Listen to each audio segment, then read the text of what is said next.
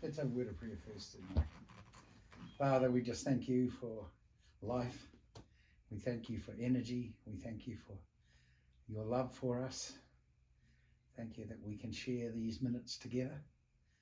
Thank you, Lord, for these young men who sit on the threshold of their careers and are seeking to provide a career path. And we just honour them for their diligence and pray that they will be blessed in their studies and will finish well and be commended for their efforts. And will find a way and pathway in life to bring glory to you who created them in the first place, to fulfill their destiny and call that sits upon their life, whether they know it or not, and that they will find the joy of finding that sweet spot, both in their careers and in life and marriage and fatherhood or whatever it might come across their way. We, Father, pray for your blessing upon this hour together. It's an important hour. I pray that I'd have facility to be able to share those things which will be eternally helpful as well as it were, professionally helpful. It's a big topic, leadership, and you're the greatest leader of all. And you laid your life down for us, so that's pretty impressive. So we say thank you. Bless us now, Lord. Amen. Amen. So while you were working at Philippi, were you working as a teacher or as, okay, and would you find that your principle, that you followed them, like they brought out the best in you?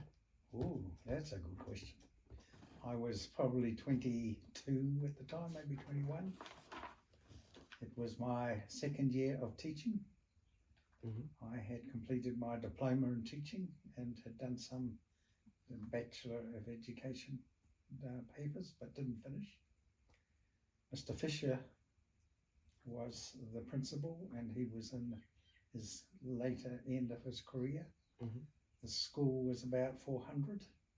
I was teaching about a standard 3, you call it standard 3 or year 5.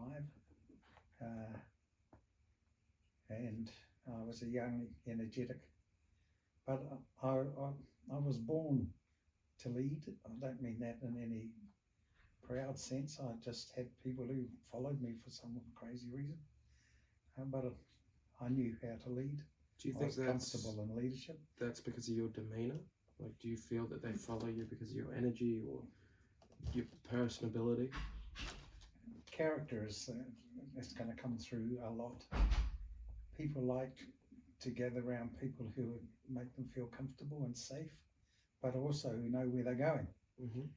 A leader has to give the impression they know where they're going, to be able to articulate that well, and to have the character that shows they care, that they respect each individual, that they try to bring out the best in them and make them feel needed.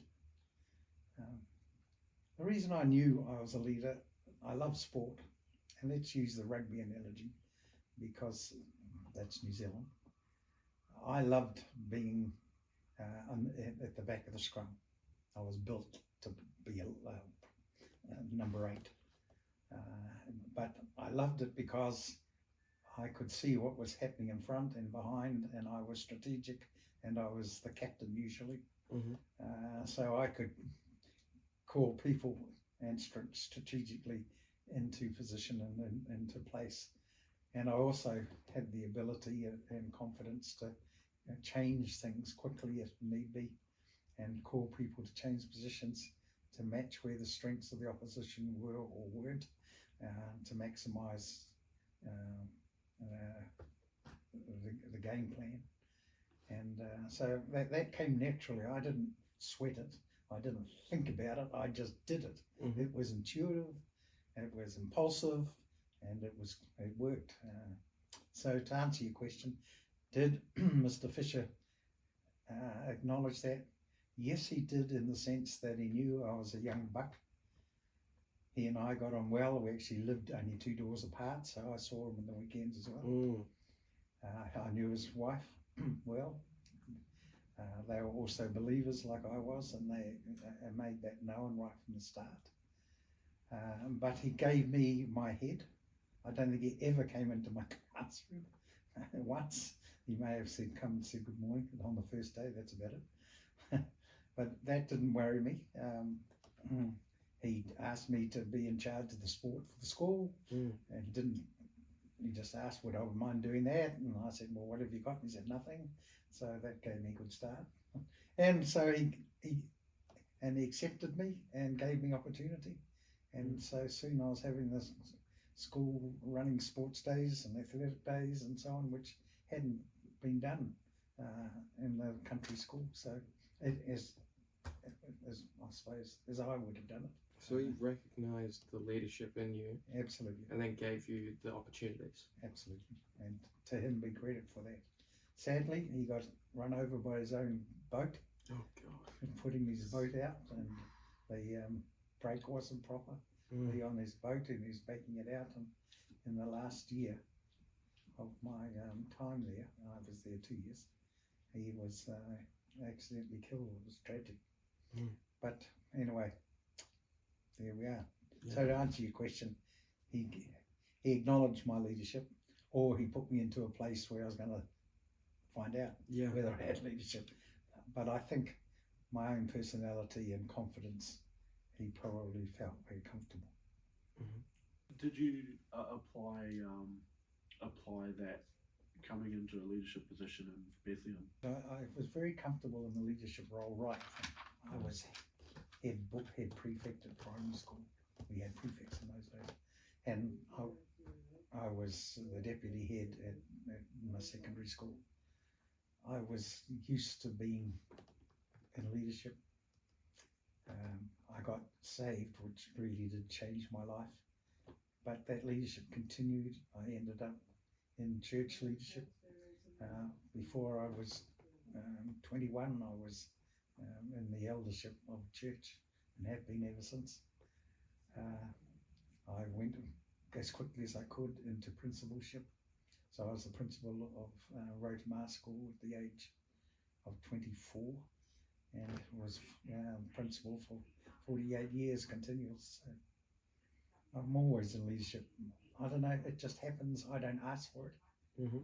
I'm comfortable when others lead, so long as they know what they're doing.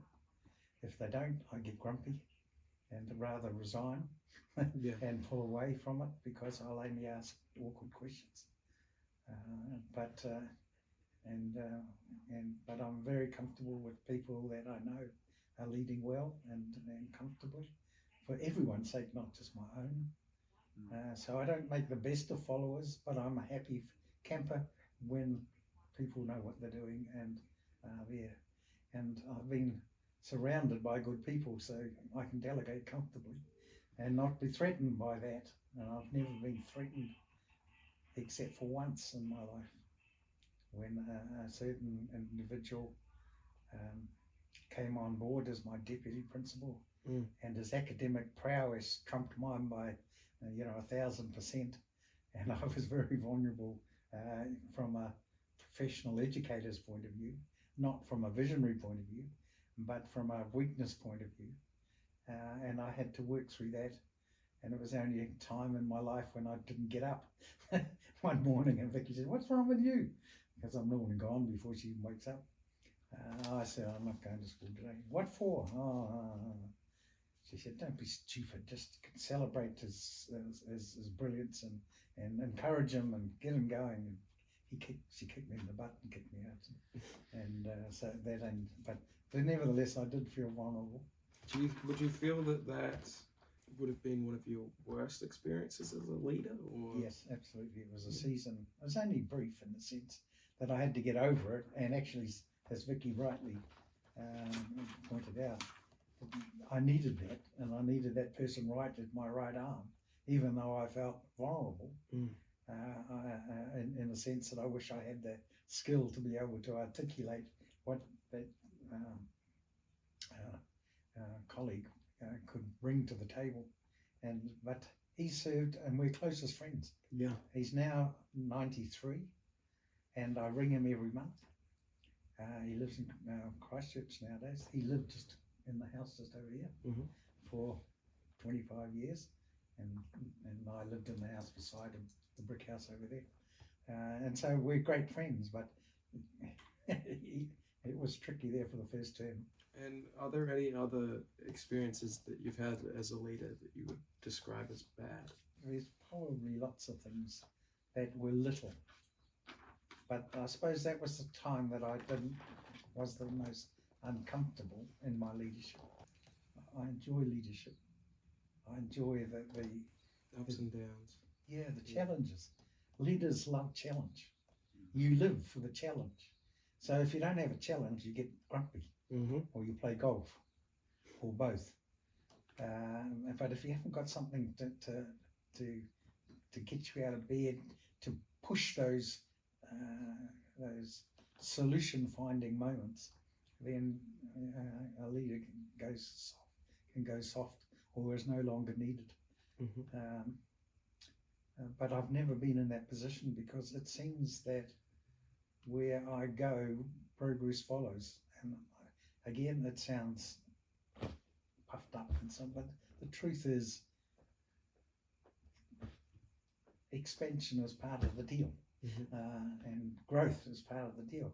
Now, I think of growth, horizontally and vertically, but it's relationally and business-wise, and the bottom line in terms of people's contentment and personal well-being, as well as paying you're paying your bills at the end. And if it can make a profit, praise the Lord for that. And that's who I am. My motto is, I live for others' success. My success is their success. And doesn't matter whether it's a cleaner in the school or my deputy principal, each one is, in my opinion, equal. So would you see that your best experience as a leader is seeing other people succeed? Absolutely. Yeah. When I see them smile, when I see everything about their job, and that they're contributing and they're fulfilling what the objectives of the school, which we've served, worked together in strategic planning and so on. Everyone has a voice. Not everyone has an equal voice, sadly, because you just don't have the time in a busy place. But given an opportunity, they all have emails these days. They all have a pen and a paper, and they're given an opportunity. And so when vision is not only clear, but it's shared, and it's communal, and it's owned by as many stakeholders as possible, then it's really fun. It's really exciting. One has to be the conductor and make sure that you let the trumpets blow at the right time, and they know that they've done a good job, because you celebrate with them at the end of it, as well as the woodworm team, or in a rugby sense, the forwards and the backs. So it's I love it when a plan comes together. It's a typical thing, but it's true. There's just something about it, like a game of rugby, or fulfilling a vision, that I've had the joy of doing it. When I look back, and I look forward, the journey is still alive.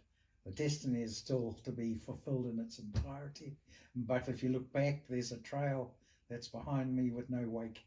And no issues, maybe one or two relational issues. That one with that scholarly colleague was my issue, not his. He did have an ego between you and I, but most of us have an ego. But then there are some ones that, just can't accept you as you are, because they feel jealous or disappointed or left out. And sometimes those things in a team can be very frustrated. But I've always had the courage, it took a bit of time, to deal with those issues early. Sometimes I just left them fester, but that's the worst thing you can do. I've learned that if there's a problem, the sooner you hit it on the head. It takes wisdom to decide when. But when there is an issue, and you think about it, and you deal with it in a way, and the best thing is always to ask a question. Fraser, why was it that you said ABC? What was motivating you? Because it just left me a little uncomfortable or whatever. And you've started the conversation, and it can be dealt with.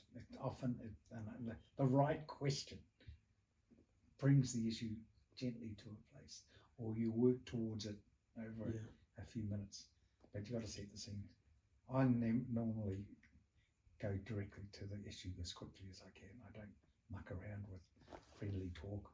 I tend to go to the issue. We're here because I am wanting to clarify my thinking, and so I always start with a question, and that helps. Sometimes there's no answer, and there are some people that can't work with me, and there are some people that, well, most people can, but there's some that can't, and you just have to accept that. That's nothing I can do about it.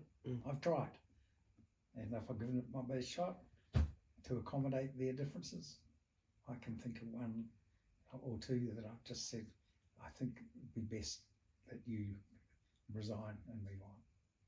And that was after trying our best. And they did, and they're comfortable in the setting, and I'm comfortable because I'm not upsetting somebody. So not everyone you're going to get on with 100%, but if you get on with 90, then that's pretty good. Do you reckon there's a bit of a push-pull between being a follower and a leader? For me personally, it's not a conflict for me. I'm a project man, and so if the vision is clear and exciting, it doesn't matter who's the leader. For example, last Sunday, literally, we planted a memorial, a stainless steel silver fern in the desert in Israel to celebrate a battle that took place there in 1917, when the Anzacs, that's New Zealand and Australia, joined the Brits and pushed the Turks out of Israel. And it was the New Zealanders who came with their light brigade horses and team, mostly Maori, brought their 1,800 horses onto the battlefield, and the Turks didn't know what to do with them, and they turned for the first time in 470 years. They'd never been defeated in a battle anywhere. And Turks reigned, the Ottomans, and they ran all the way to Jerusalem and tried to turn the battle there, still lost, and ended up being sent home.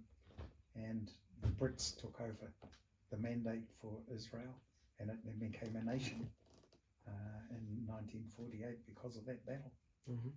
And the New Zealanders were there. Now, I was asked to help with the project. I didn't lead it, but I was a part of 5 people who led the memorial development, and we had to raise about $100,000 to get the job done, and we did that, and it was dedicated. And I've just come back from Wellington after a week's conference, and that celebration was mentioned by 2 people I'd never met. One was the Minister of Foreign Affairs in Wellington, who was his guest speaker at this conference. I didn't even know, and he used that example. And then our guest speaker, who had flown all the way from Jerusalem, also brought up the same memorial. I thought, this is weird. And I'm just standing there, and I've got goosebumps. But I didn't lead that charge. I sat as like the vice chair. But the person who led it, a guy called Warren, he was brilliant. He knew exactly what he was doing. His grandfather didn't die in the battle, but fought in the battle, but came home wounded, permanently wounded. And he was there at the battle, great-grandfather. And so for him to lead that through and then be at the celebration, it's great. I just loved serving him. And my job was to support him. And I pulled all my leadership to do that. Truth be known, that my administrative skills and communicative skills was a great help, and it certainly brought some money in. So probably, again, half of it would have come because of those contacts. So I have no conflict. Once I'm inspired, I'm happy as a sandfly. But a game of rugby and winning it it's just the same deal. I just love seeing success. Yeah. And it doesn't matter if I'm leading it or not. I trust my own leadership, though, I must say. I love it when I'm leading. Mm-hmm. Is there any major things that you wish you could have done differently? That's a good question, and the answer is every time you do something, you can evaluate that and think of better ways. Often you only get one shot, and you can look back and say, phew, if I'd done it this way and put it into the next project. Leadership is about inspiring people. Leadership's all about inspiring others. It can be inspiring yourself as well, of course. You can lead yourself. That's another question, and you can ask that later. But it's about inspiring others. And the way you inspire others is to make very clear what you expect of them at the end. What will it look like at the end? The end goal is the thing that inspires them. A silver fern, stainless steel, in the middle of the desert. What on earth's this about? You know, who's ever done that before? So, you know, it's like that. Who's ever Bethlehem College ever beaten the boys' college at a game of rugby? You know? How can we make that happen? You know, I don't do second. We don't do second. We're going to take these boys' college, even if we die in the doing. Well, we never made it in the first 15, but the second 15, we gave them a good run at one stage. Just depends, but yeah. Excellence is all about asking the question, could I have done that better? And if we don't ask that every single time you do something, then every day I look back and I go through the day and I'm looking at different things, the way I handle that situation, that piece of advice I gave that young man, or the way I growl at someone for dropping some paper on the ground or not picking it up or whatever. You ask the question, could I have done it better? Would it have been a different outcome? And I think life's like that, but you don't take it too seriously. Otherwise, I'm not a perfectionist. I'm not expecting perfection, but I am aspiring to do it well. And well means everyone wins. So would you feel that you're ever improving? Yeah, I'm trying to develop as a human character, you know, as a human being, as a professional. I still, at the age of 76, and read books on leadership and go to seminars and write notes and read them up, and I still accept the challenge of speaking and those sort of things. I still keep current, but I still enjoy just sitting having a game of cards as well. Yeah.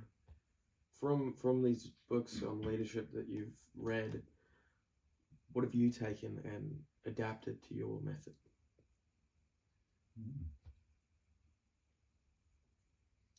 Probably a lot of things, but I think the reality is you can only absorb a few things and make change. So when I go to a conference or something, I've just returned from a 4-day conference, and if you ask me what to get out of it, I will say just one thing, because that's the thing that I'm going to do something about. And so if I can come away from an interview with one thing that really triggers my imagination and I work on it, then I'll do something about it, and all the rest just goes into the never. And I think that's the deal.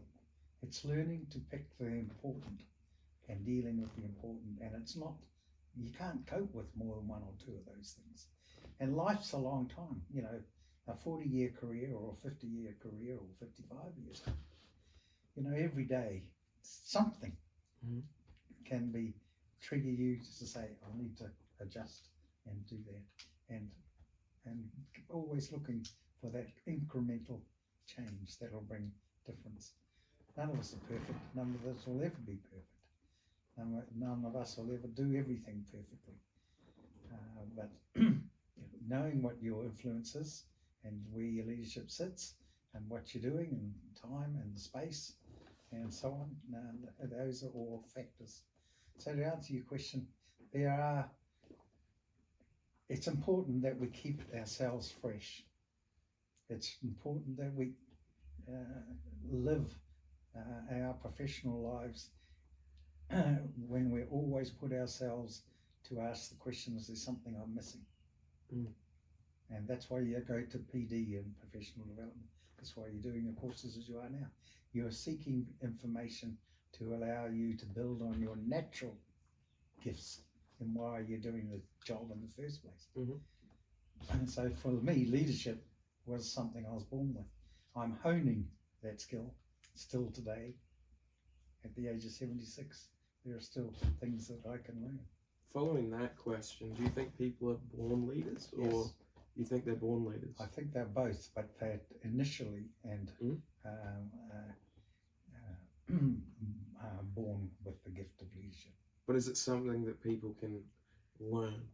Yes, but then it's never. Never know truly when the you same. you know when the leader is struggling to lead because it's not coming naturally. Yeah. But a born leader cannot just sit on his laurels. He can do it for so long, and some will get away with it because of their personality and character and so on. But unless you're investing in that gift, it's like someone giving you $100,000 as a gift. What are you going to do with it?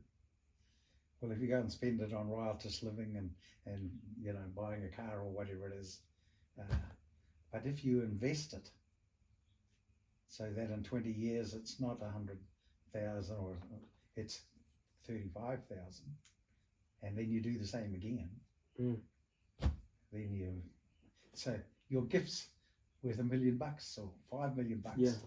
But if I don't invest in that with the right tools and places and variety of things, it's not just one. With the investment, you don't just put $100,000 in the bank. That would be crazy. Yeah. But to put 20% of it in the bank, so where all else fails, you still got the 20%. But if you put the 80% in the scatters and shares and investments and businesses or startups or whatever, or buying a car that's worth 5,000 and putting it and selling it for 40 grand. Exactly. So it's the same in your leadership gift. If you're not building it or working it and adjusting it, and then you're just being sloppy and lazy. And it's what Jesus said about the parable of the talents.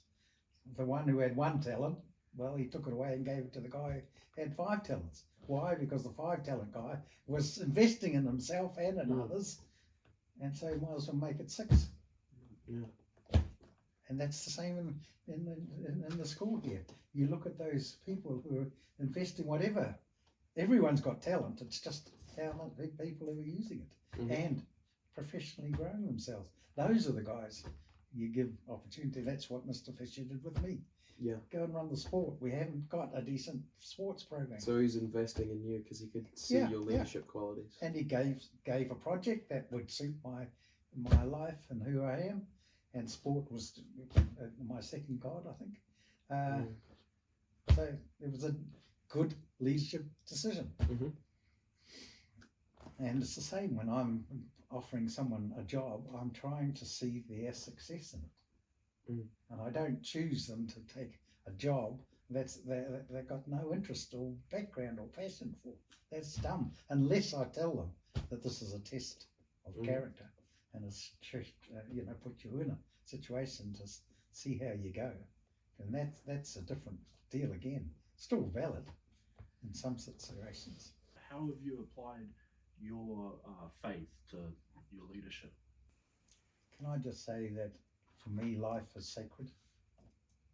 What I mean by that is I feel that I am who I am because of who I believe in. And I'm trying to, as it were, be an ambassador, if you like, who God created me to be. And when I made a decision to follow him at the age of 20, I tried to live that expression out. And I hope that with it has come some, as it were, glory back to him. So that's who I am. And so everything is issues out of that. So my life coming into developing the leadership would be a dishonor if I didn't do it well. And so I don't want to dishonor the giver of the gift. I want people to be looking at the giver and not the gift. Does that make sense? Yeah. So it's who I am. Take that away, I'd still be leading, because for 20 years of my life I led, but I would never have been able to do what I've done here, or do what I'm doing now, and the other projects I'm involved in. I've started 5 churches, for example, which are still running. And the first one was when I was down Rotomar, first school. Not who, first school as principal. And we planted a church in the school on Sundays. Oh, wow. So, and that still goes. I go down there sometimes to preach. So, that's who I am. Good question, mate. Okay. But I don't want you to divorce Christianity and the philosophies behind Christian thought. It's life is just one whole piece. If you dichotomize it all and live this life, this life, this life, it's just confusing. So I choose life and all of it. So I'm a Christian rugby player. I'm a Christian coach. I'm a Christian friend. Everything has that behind it. I'm not a friend who's a Christian. You're you. 2 different things. Yeah. I don't put on a face. You see me as I am. I am what I am. Would you feel that honesty, how you're not hiding behind your transparency, that brings forth better leadership? Totally. However, in saying that, there are times when a teacher, leader is an actor.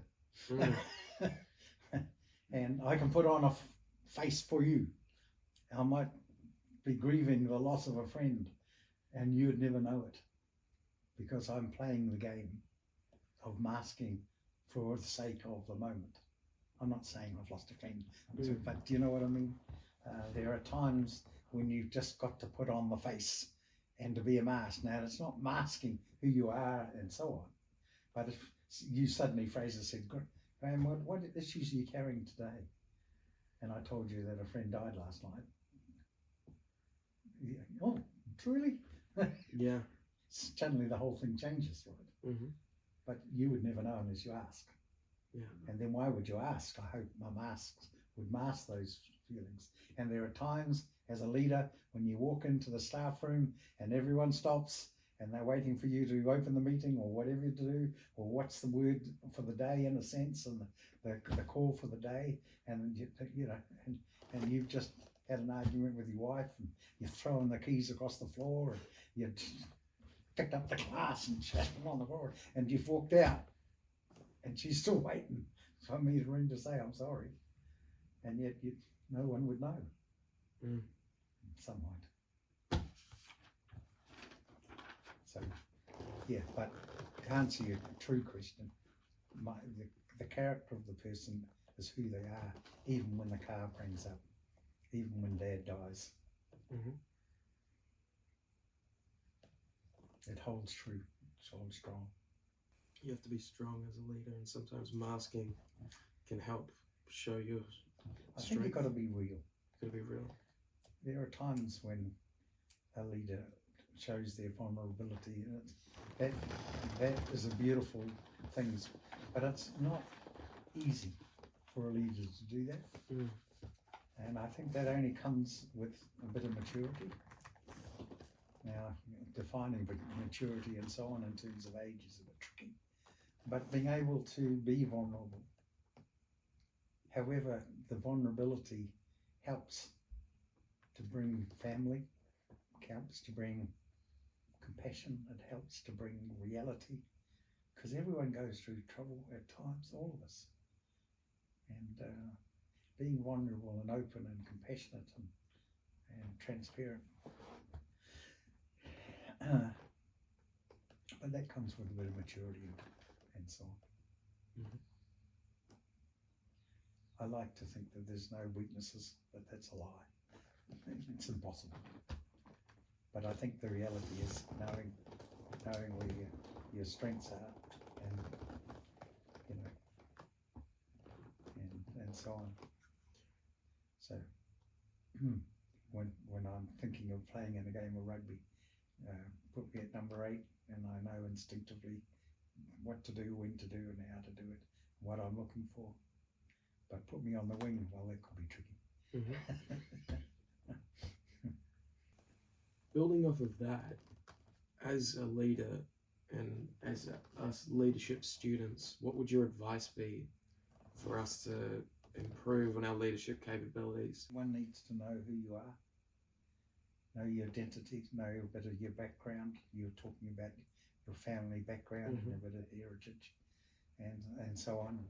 Fraser was just sharing a little, but knowing who you are and whose you are helps you. You know, the Maori talking about whakapapa.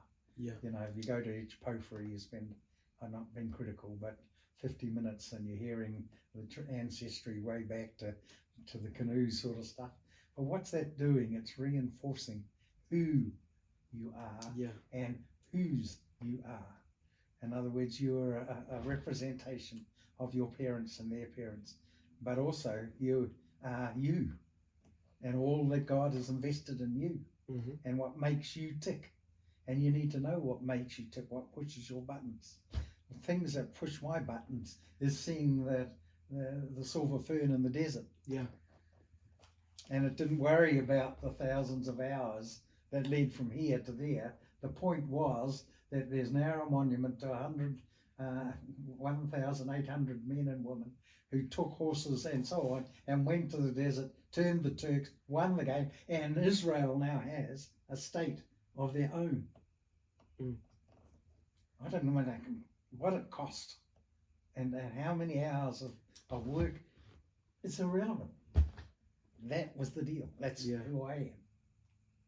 But I have the same when, you know, if I'm coaching a rugby team, I want to win that championship.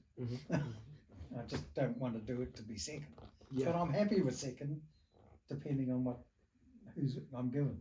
But who I am is to try and bring everyone with me, and we all celebrate. And that person who was my vice captain is now the captain of next year's team. Then I'm happy chappy. So to answer it, know who you are, know your weaknesses and your strengths, build on your strengths, know where your passions are, know those things that are what in cricketing terms the sweet spot on a bat. You know what have you played tennis or golf or a ball game when you're hitting something against something? There's a sweet spot on every cricket bat. There's a sweet spot on the 4-iron or the driver or on the squash thing. There's the perfect place where and it's hard to find. It takes practice. But you hit the sweet spot.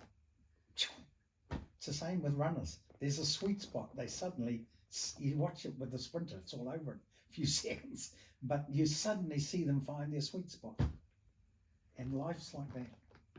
Live in the sweet spot where you can. And when you're not there, just work out why and keep working towards it. So know your passions.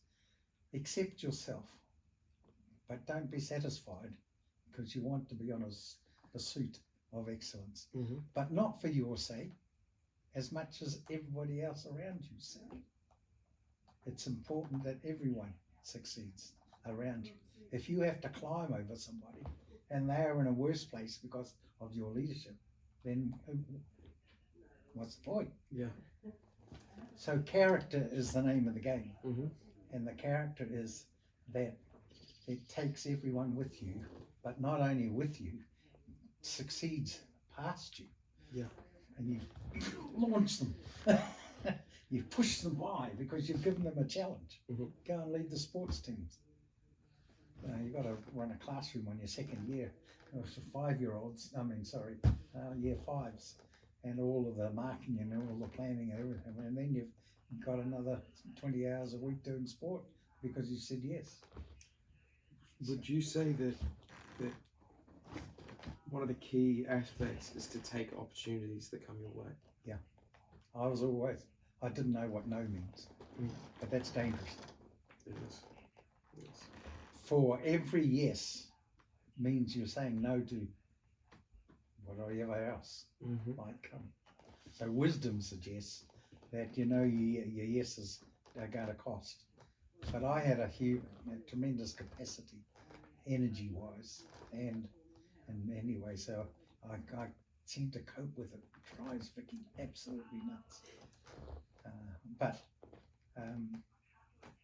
So you've got to know that your yeses mean yes. Yeah. 100% yes, which means that you are saying no to things that you don't know yet. Because once you said yes, you're carving out a path. And however long, depends what it is, of course, but a career, so you've got to work on careful what you say yes to. But I always said yes before I said no. My first instinct is to try and be helpful. So that's who I am. To say no, Vicky says, I just don't know what no means. So, and it's pretty true. I've got to be told, no, you're not going to do that. Yes, dear. And it's nice to have a wife to able to do that. What role has your wife Vicky played in your leadership? She's been a saint. The reason is that she's let me develop and grow, and I just think of the Bethlehem project, the number of after hours that took, and it was a 365 day a year, probably 17 hours a day for years, until it became, it didn't need that much energy.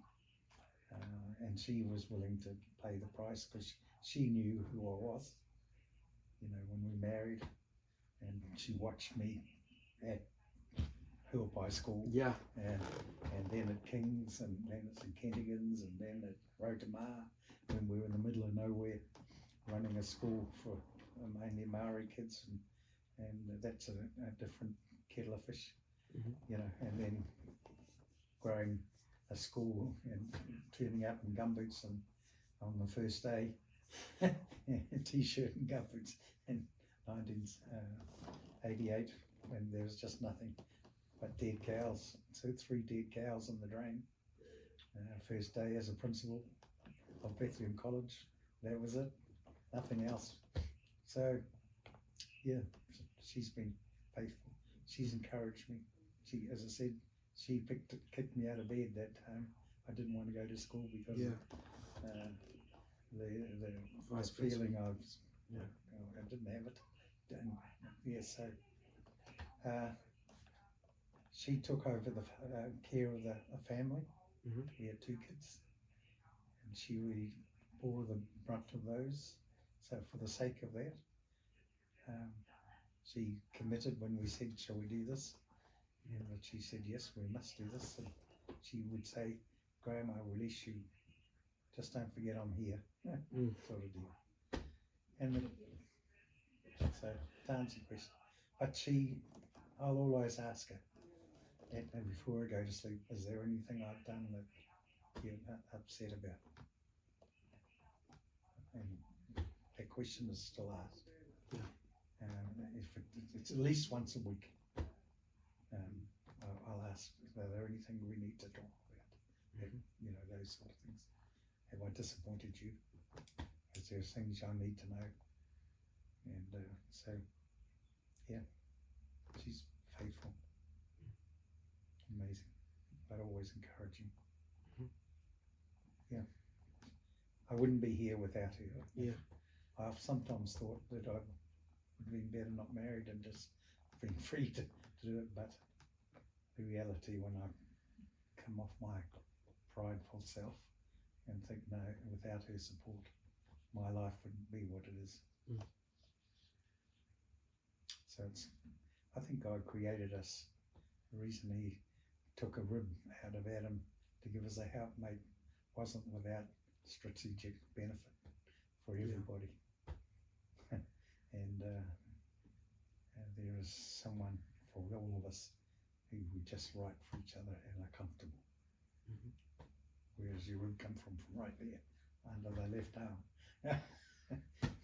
That's where they are, like a prop to a hooker. Yeah, so my wife's valuable, but it's nice when you get it right. Yeah. Take my hat off to her. A lot of people know you as the Mad Bomber of Bethlehem.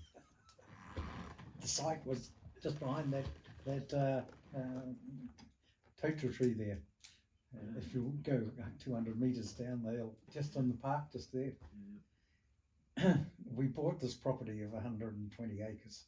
Yeah. And it had this 5 acre of area just in front of here. And it was swamp with this sharp embankment on this north facing side and this area here. And it was just all brambles. And when we were looking at buying it, I walked around the perimeter probably 7 times. Well, it takes a long time, probably 6 hours to walk around the perimeter. Anyway, I used to walk down there quite a lot, and I'd bounce on the swampy, you can hear the squelching, and you can see the bubbling water when you bounce on it like a trampoline. And I don't know, I just thought, man, I'd like to turn this into a conservation area, because it was called nature study in those days. Yeah.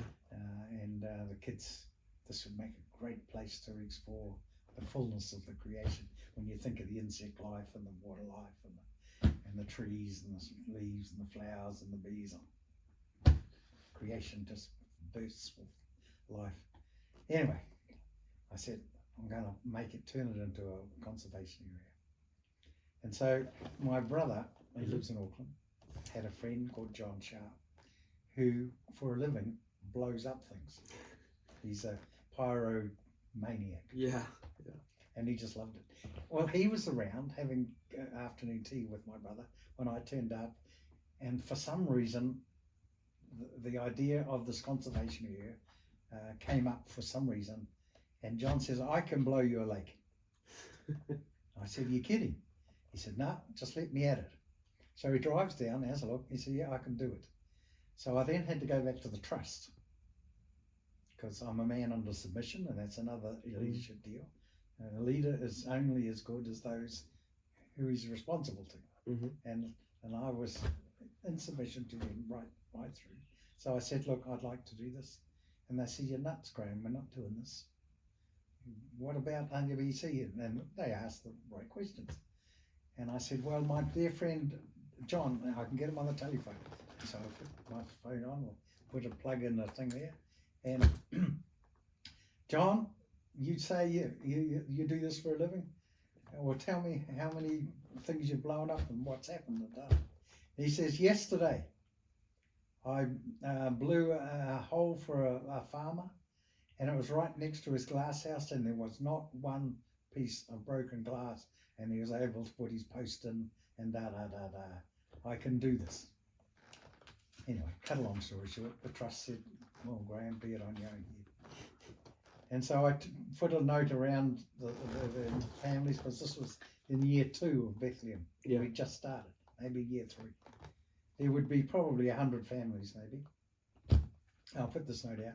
And if anyone's pyrotechnical and like to come and help me dig holes and stuff the gelignite into socks or whatever it are, and we've got to put them 6 meters in the ground or 5 meters in the ground, then come and help me at 4 a.m. on this Saturday. We're going to do this. Well, it came on a beautiful day. 5 o'clock we went down there, we drilled it with some augers, and we put 21, they weren't as long as that, but pretty close. Yeah. So what's that, 3 meters, maybe 2 meters? maybe. And anyways, put them in the ground, ran the leads, and ran them into a plunging box, which was when you push the button, it would ignite it all. So I'm sitting up there. I told all the families. They came and planted trees. We planted 3,000 native trees along this facing it, and they all stood along the top here. And so you could see them. And I was down there with John.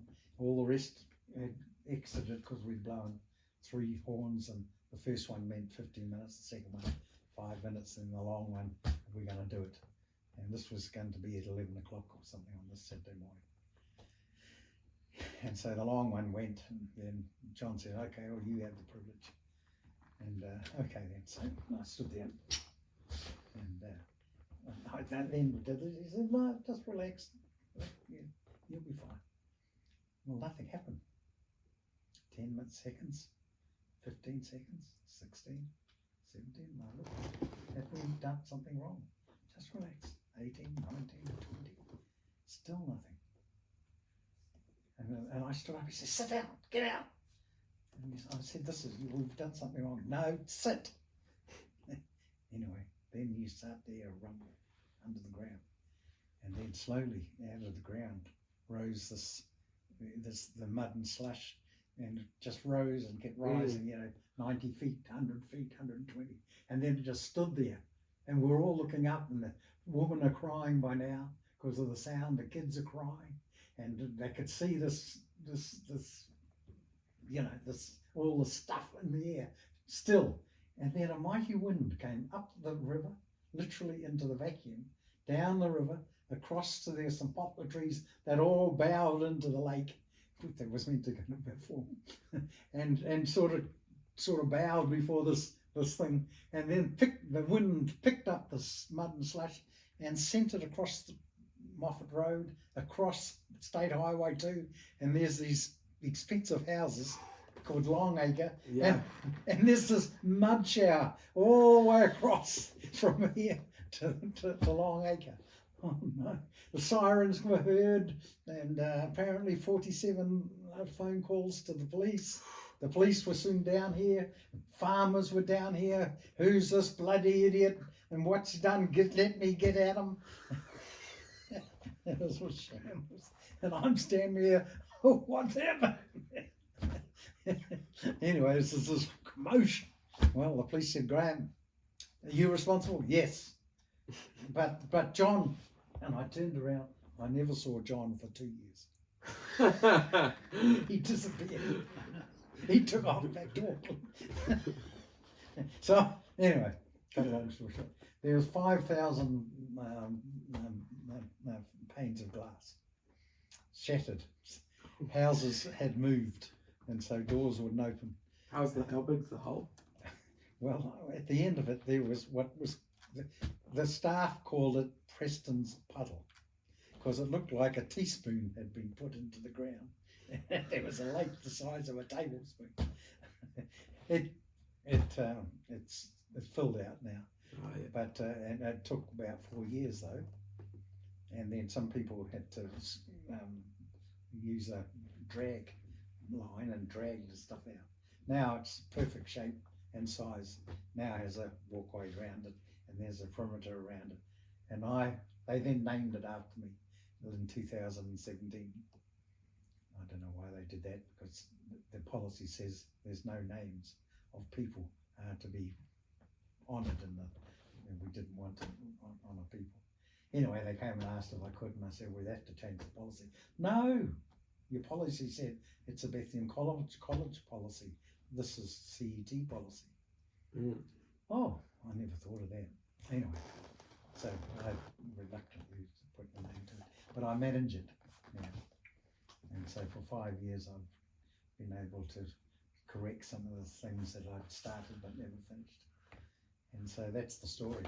But we cleaning up afterwards literally took 4 or 5 of us a month. I just had to stop everything to clean houses and washing lines.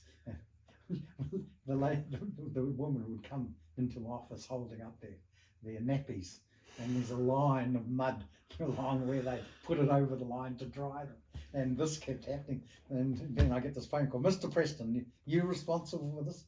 Yes, come down here and show me how I'm going to open this window, because it got the house moved and they couldn't leave. Yeah, they had to be taken down and shaved. Oh, gee, talk about it. But washing a glass house after it's been covered with mud is no easy task, man. Doesn't sound like it. Yeah. Well, we didn't have what do you call it, high pressure hoses and things like we do today, and all the rest of it, because you can carry it with a battery now, and you had to, and the water pressure was hopeless. So trying to wash a glass house, and what do you put your foot on? Where do you put your foot to put some energy onto it? Oh man, I just about cried. One of the hardest tasks was to clean a glass house that's been covered with mud. Anyway, that's the story. So it's a legend.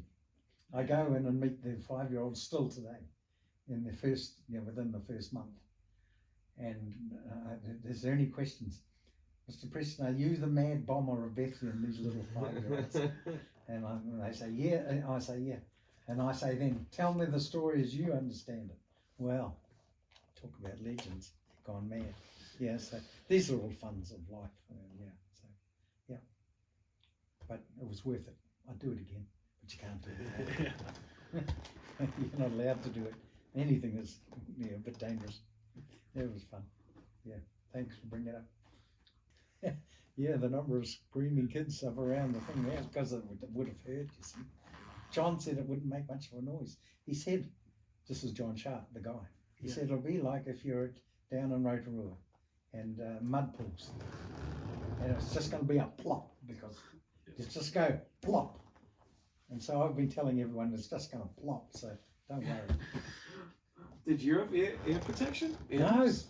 Oh, God. That's why I'm deaf now.